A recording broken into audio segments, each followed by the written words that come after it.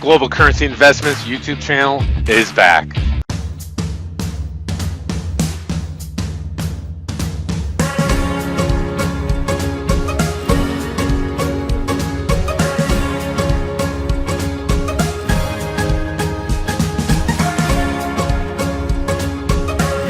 Welcome to Global Currency Investments YouTube channel. Thank you for your patience. I've been away for a while, and for my subscribers, thank you for your patience. I didn't expect to be gone for, however long, how many months it was. It was back in mid-summer of 2018. We were waiting for the elections for a body to win the prime minister position, and here we are, and he's not prime minister. It's Mahdi, but that's old news now, and let's get up to current news here, and we'll get there soon. I just want to say thank you, and it's good to be back. I didn't expect to be gone long. I was in the loop. I was paying attention to going on over in Iraq and other parts of the world, and I was in close contact with my source over in Baghdad, and they were just basically saying that their government needed to be seated, the prime minister needed to be elected, and now it's still, right now, they need the ministers to be seated, and they need a fully functional government. And also the mood of the people over in Iraq is corruption is still a problem. And from what I'm gathering is a lot of individuals over there are still saying, the government, the parliament that's being put into place currently resembles the past, and that's kind of a negative statement coming from what I'm hearing.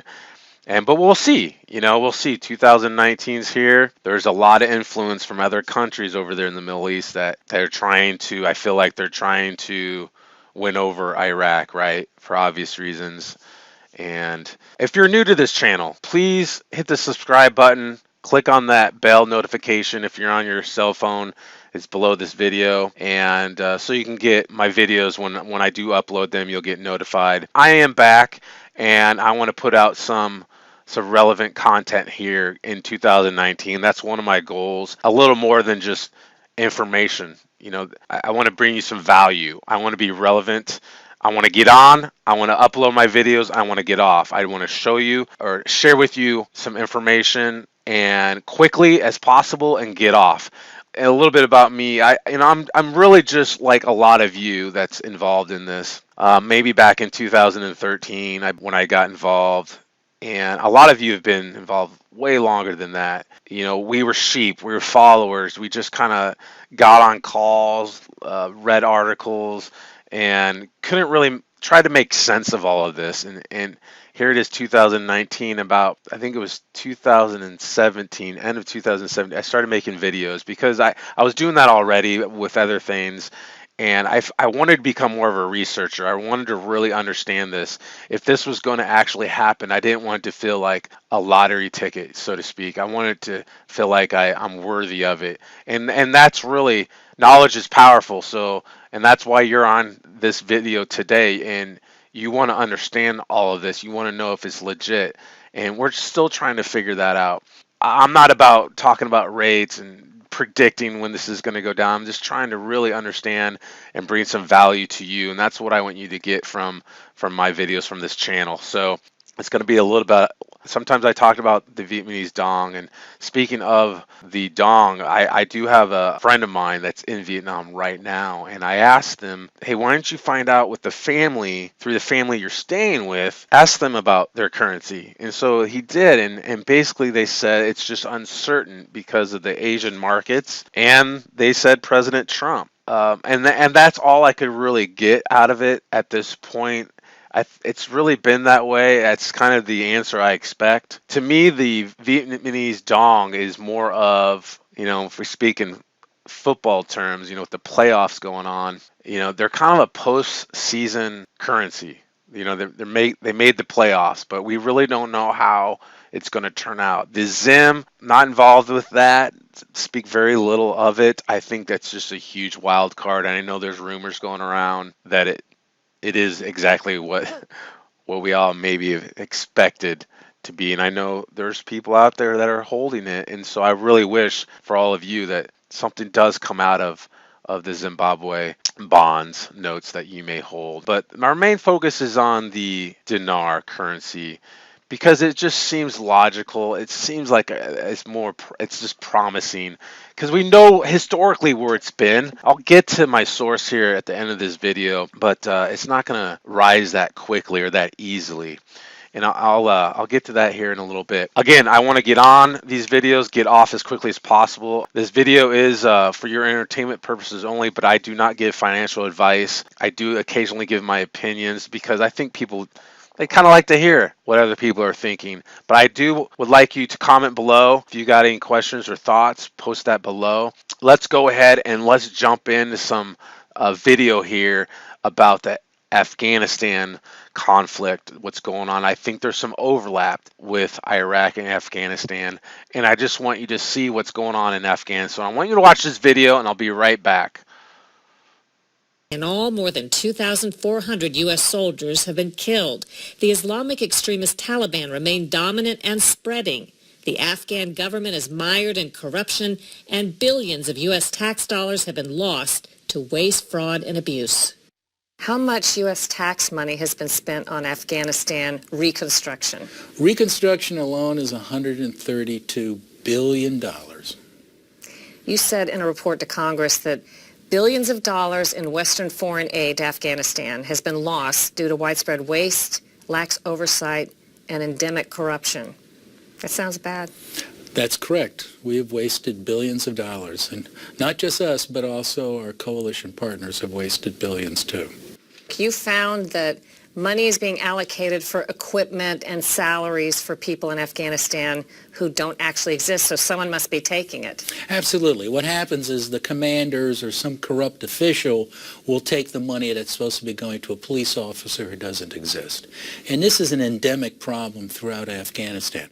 Are there any new examples of projects that you're taking a look at that you feel are perhaps ripe for waste, fraud, or abuse? A senior military officer for the U.S. government warned me that NATO is now planning to build a 6-story, 120,000 square foot headquarters for the NATO military there. Now, just stop for a second. That sounds good on its face. But we haven't had a new headquarters there for 17 years. We had 140,000 NATO troops there over 17 years. But now, when our troop population has gone down, we're thinking about trying to eventually get out. Why do you need a new headquarters? And this goes back to things we've identified before, that the way the government works, and it's not just the U.S. government, it's also NATO, once the process starts, once military construction starts, it doesn't stop, even if you don't need it. So we're going to be looking into that. SOPCO's job as Inspector General is made all the more difficult because it's so dangerous in Afghanistan. He and his team can't move around freely to inspect all the projects they need to. Last November, more than 50 people were killed when a suicide bomber attacked a wedding party in the Afghan capital, Kabul. What did you see on your last trip? What will we see in those photographs and images? Well, we went out to a major construction project that we did for the Afghan military. It's called the General Fahim Training Center. It's for the senior officers and technical officers of the Afghan military. And what you will see is a major problem we have.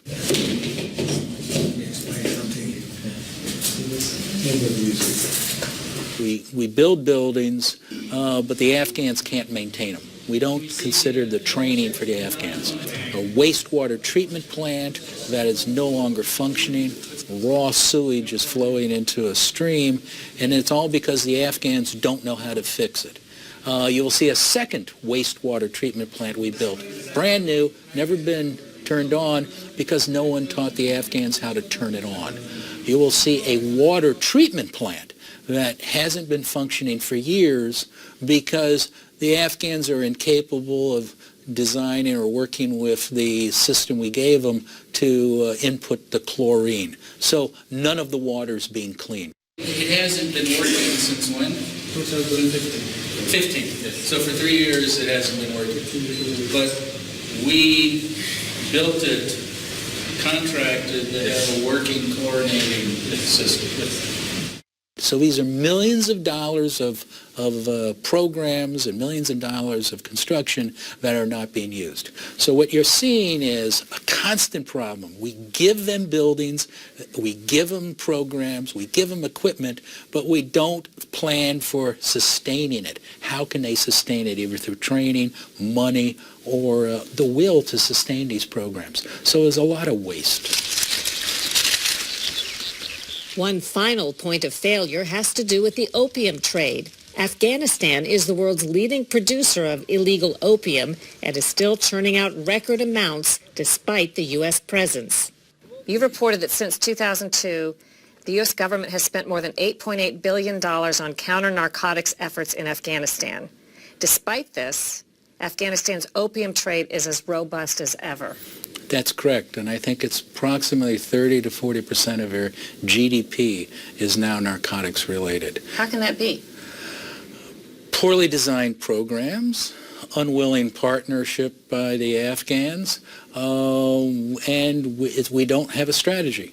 To this day, we still don't have a strategy.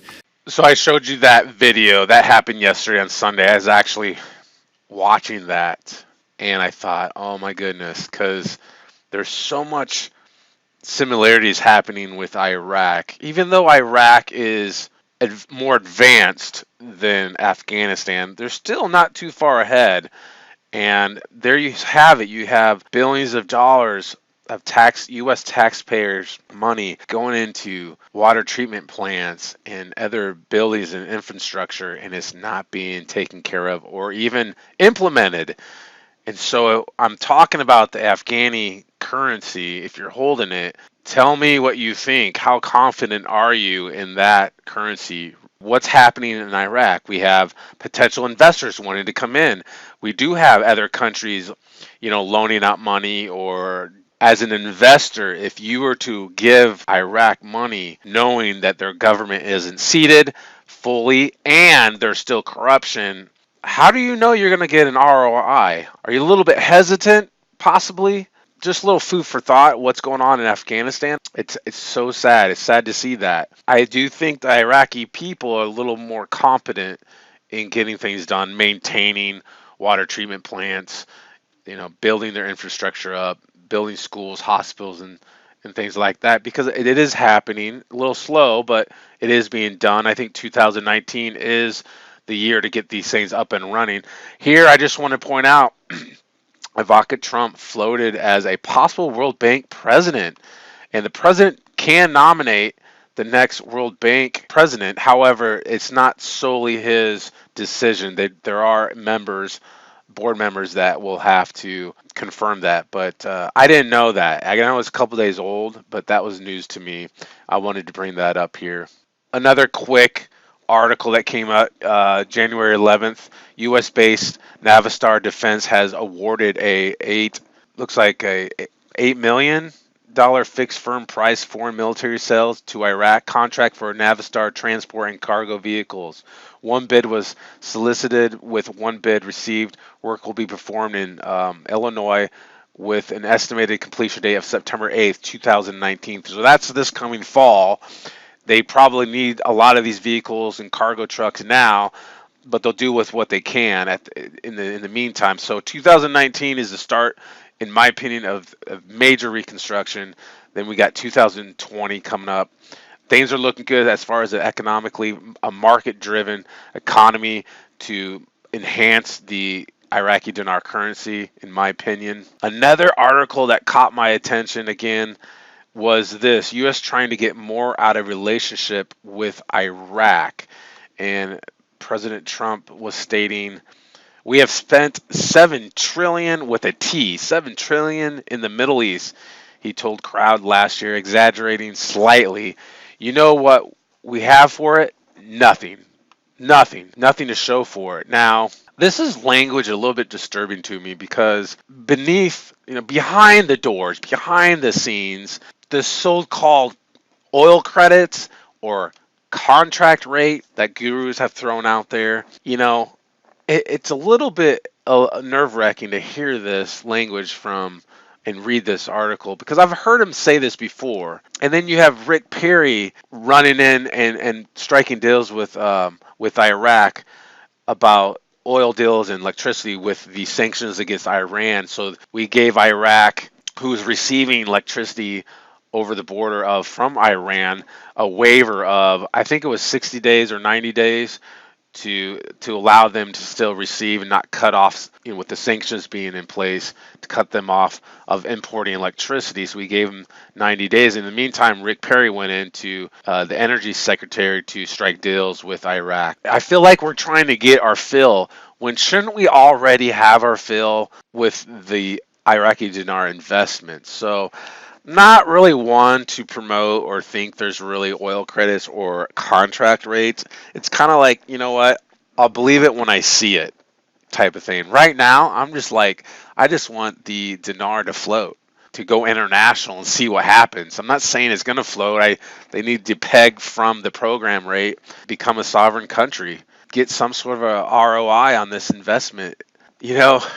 As far as bank screens, you have gurus talking about bank screens and all these rates over the last 4 or 5 years. I'm thinking with cell phones nowadays, not one person can take a picture of these screen rates and then post in these forums or on their website. Not one person can show me proof.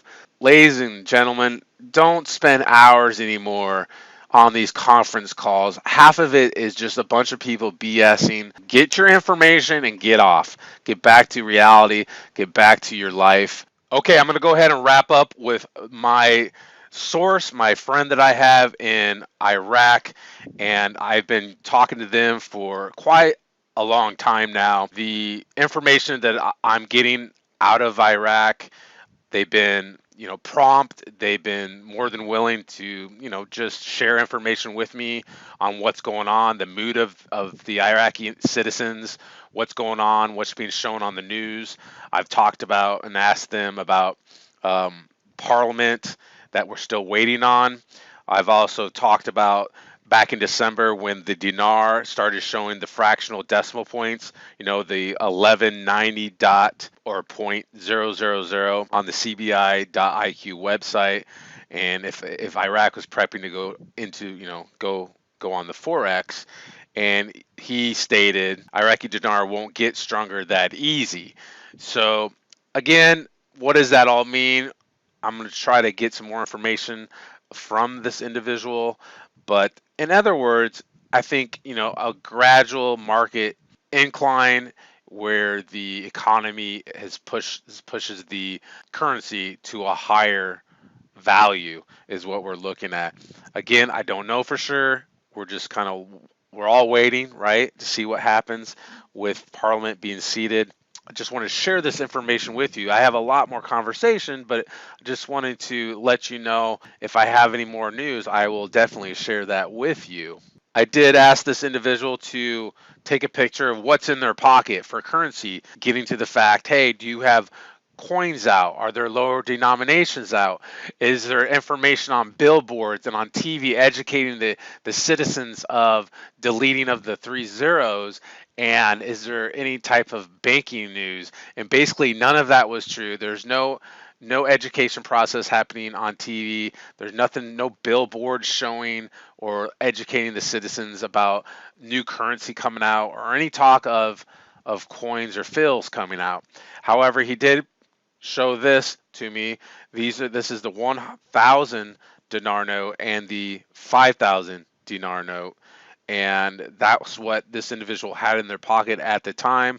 They did have $250 dinar on them that they spent. I don't know what on, but nothing below that. He doesn't know anybody else who has any lower denominations at this time, and to this date that still stands. So just wanted to show you this. And also I got a video from him talking in pretty good English that I'm going to throw up. Okay, so I want to appreciate everybody and say thank you to everybody for hanging with me on this long video. I do not plan on doing long videos in the future because I just want to get, like I said to you in the beginning of this video, get you the information edit my work and get it up and upload it to you and get right back to my personal life. But I want to bring you relevant content moving forward from now on. So it might not be posted every day, but I make sure that my content is relevant and shows value. So thank you for your time today, and I'll end with this video.